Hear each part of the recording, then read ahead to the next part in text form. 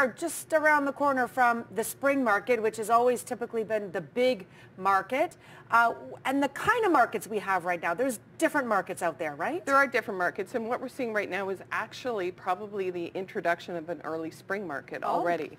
So what we are seeing is an early spring market. And so there are 3 different kinds of markets. Okay. And we're hearing a lot of audiences being upset with the market. So I just kind of wanted to break down where the markets are at. So there are 3 different markets.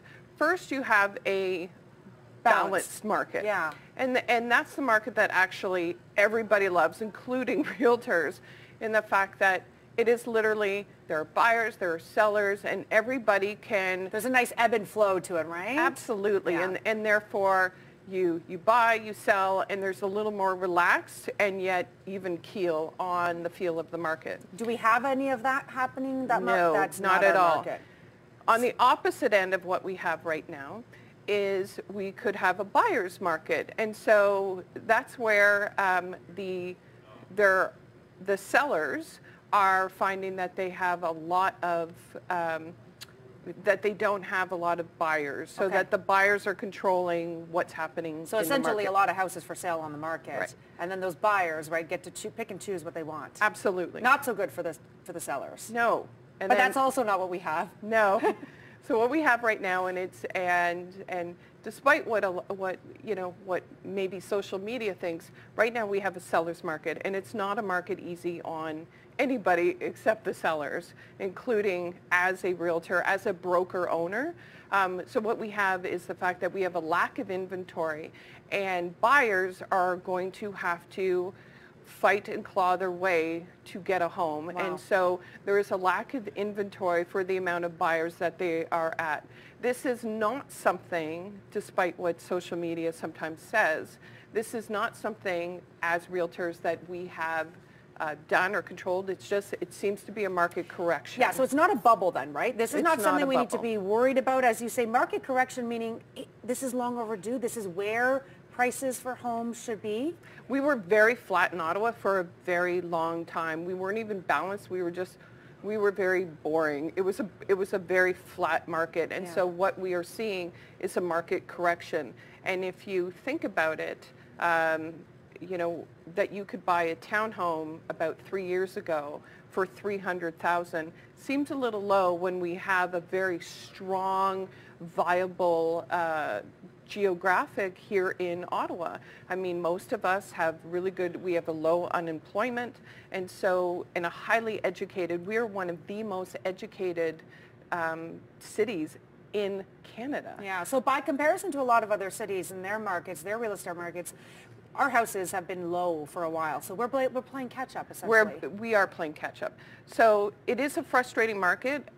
What we are seeing is the buyers are getting definitely frustrated. They are seeing low inventory, and they are having to be really proactive when it comes to finding a home. You have to be, I guess, pretty savvy then about looking for that home, and so finding a realtor who can help you is probably pretty key. It's not something people can do on their own these days. Absolutely not, and that is something that we definitely need to delve into, in the fact that this is, when you're looking online, it's behind the market. When you don't have all your homework done, you will be behind the market. So it's really important to get all your homework done before you start searching, as well as understanding for any seller who is out there right now, thinks that they're waiting for the spring market. I will tell any seller right now, spring market's here.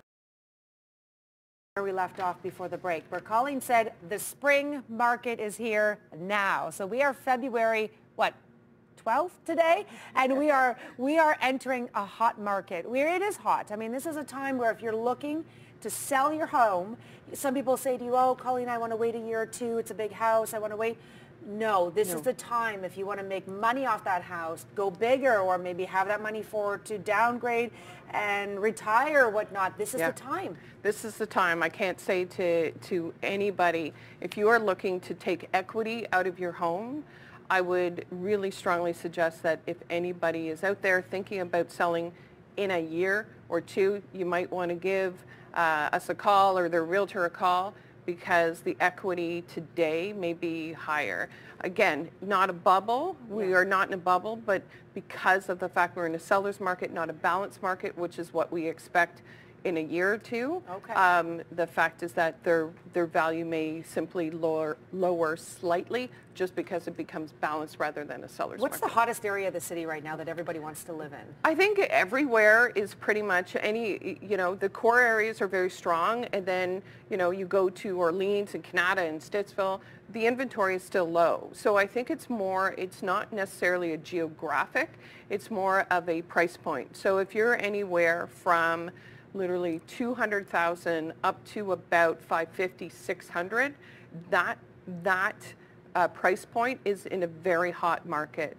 And so especially end unit townhomes, cute little singles. So are people are getting ready to move even across the city. If I live in Orleans and I want a house, let's say $400,000, there's nothing in Orleans for sale, but I find one in Canada. People are ready to move across town to get that home. Yes. Wow. So, and even something as simple as when I did a search, I was doing a search just this week, and someone said, okay, I need a 4-bedroom single home in Stittsville, and out of all the homes we had 5 options. That's it? That's it. And most of them were actually out of their price bracket. Right.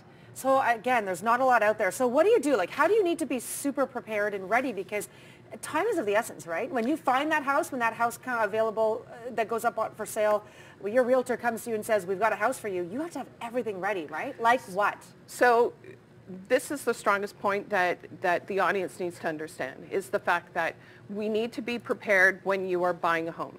So first and foremost, find a realtor. It does not help you to look online.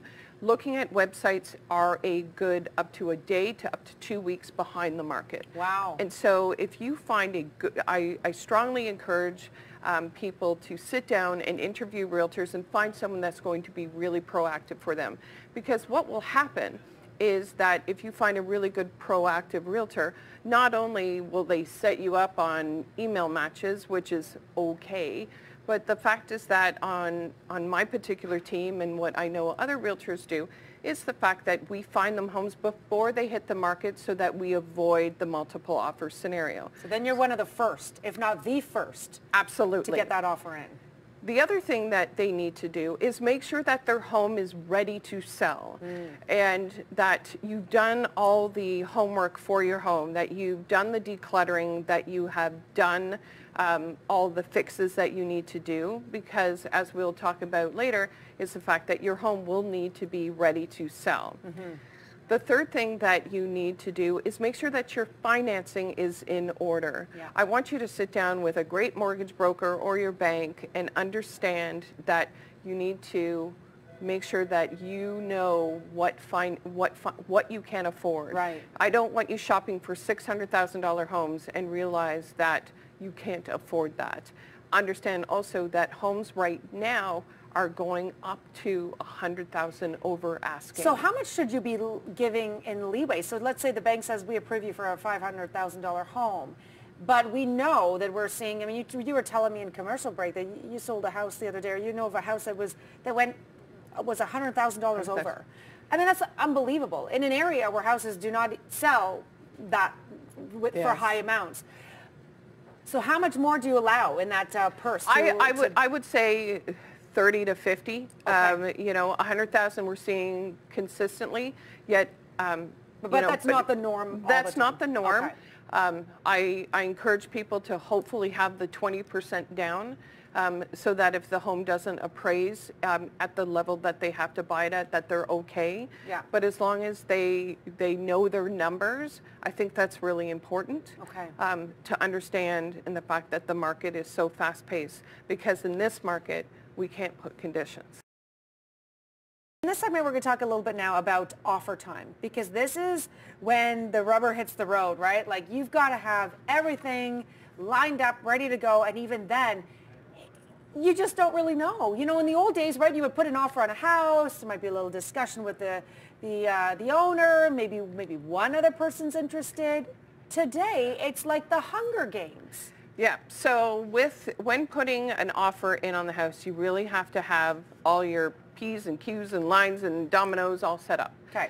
So when you have an offer put in, kind of walk through the steps. So we talked about earlier in the fact that the buyers need to have everything set up. Yeah. So when you put in an offer, at this point in time, you have possibly done your pre-inspection. If you put in an inspection clause, that may or may not put you at a disadvantage. So we hope that you've already done an inspection. It's about $500. Okay. And so you've already done your pre-inspection.